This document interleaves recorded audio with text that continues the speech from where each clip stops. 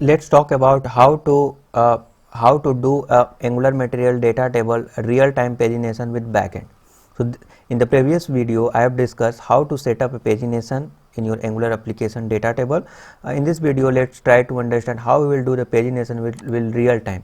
It means that if you look at this code, if I will do here the instead of 2, just notice here the network tab. If I will click here the 5, then you can notice limit is becomes here 5 and the 5 data is available here is displayed, and you can notice that this comes from after getting a API call.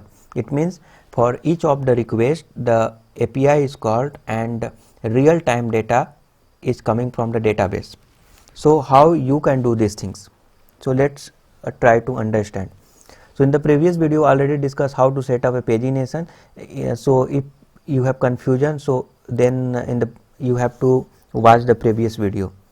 Now you can notice that in the documentation he said that in ng after view init you need to provide here this variable this dot data source dot paginator is equal to this paginator, and basically you are importing this mat paginator from the Angular material paginator, and you have done the mat paginator something like that.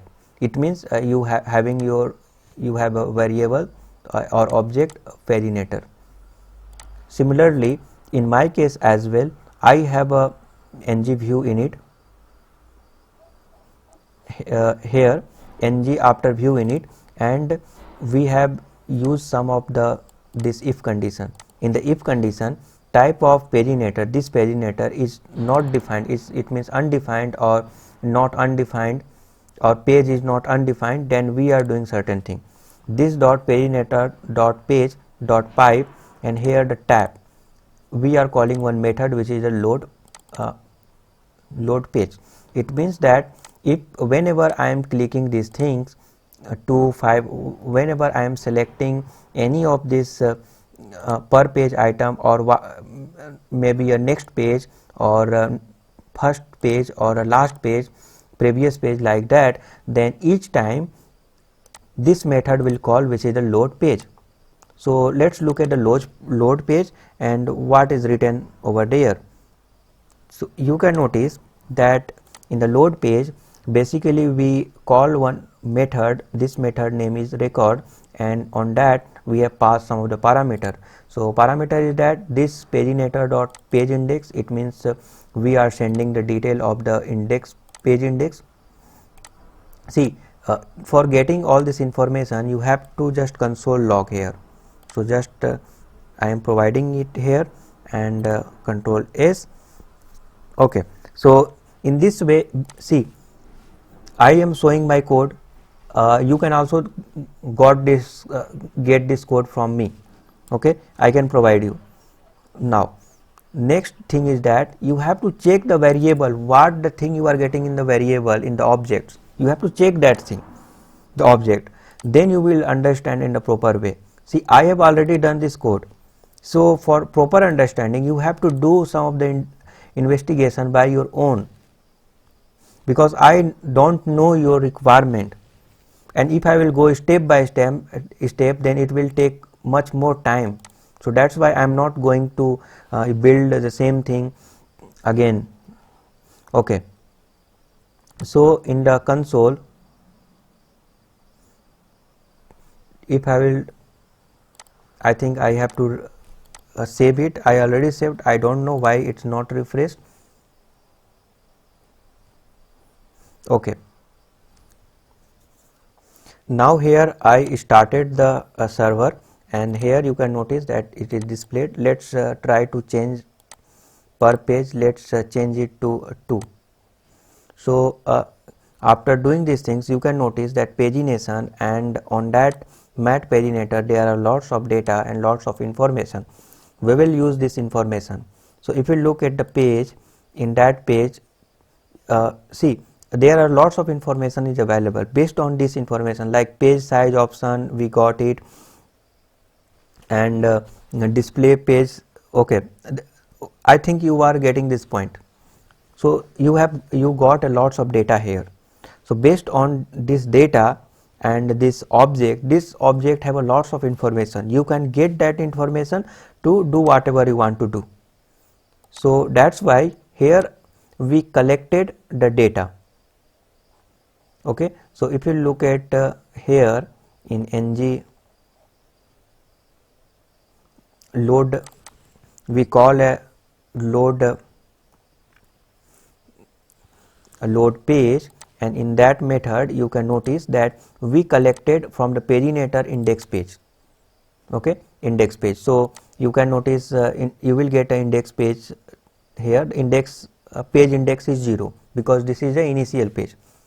So page index is 0, page size is 2. So we got this information and passed as a parameter. See, page size and then column name. So basically this column name is just a variable. Just look at, by default a variable is available here. It's not defined, it's undefined. So there are the validation in case of undefined, what you have to do, certain something like that. And then this dot sort by. So by default it is ascending, but if you will click here this sorting, means this is related to the sorting. If you will do this one ascending or descending your column, in that case this parameter will be utilized. Okay, so here is this dot call name, and this dot call name will be passed, and then order by ascending descending, this direction will be passed. So this is for the sorting, but since we are understanding the pagination, for the pagination this information is enough, and for now this will be go as a undefined, and sort by is by default set as a ascending in the variable. If you look at this variable, then you will get it, order by ascending. It's okay. Now basically you call one method. The method name is the record. If you look at the record method, what is happened? So here you can notice that basically one API is called, and on that particular API you have created a URL, because for the API endpoint and for the get method you just need a URL. So in the URL you can notice that module API is nothing but see, if you are creating an API in any of the technology, in most of the case the starting point will be same. So since this module name is the task, so task view is the same, but get, post, put, like this type of event is maybe a different. So you can notice here since this API module is most of the time is same, that's why we have used as a variable. Okay, and then offset, we got a offset, limit, we got a limit, and column name, if there will be column name then okay, otherwise undefined will be passed, and order by is something like that. Okay, so now you call the API. After calling the API you got a data, and after getting a data you change the variable. See, let's go to the prepare mat table. You can notice that we are changing the data. So whatever data source will be available, based on that the data will be displayed. That's it. So it means simply if you are clicking next page, previous page, whatever, you are passing offset, limit, and all these things. You are calling API and getting the data and replacing the data with this one.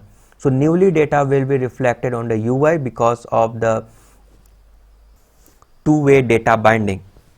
Okay, so in this way you are displaying the data. It's very simple.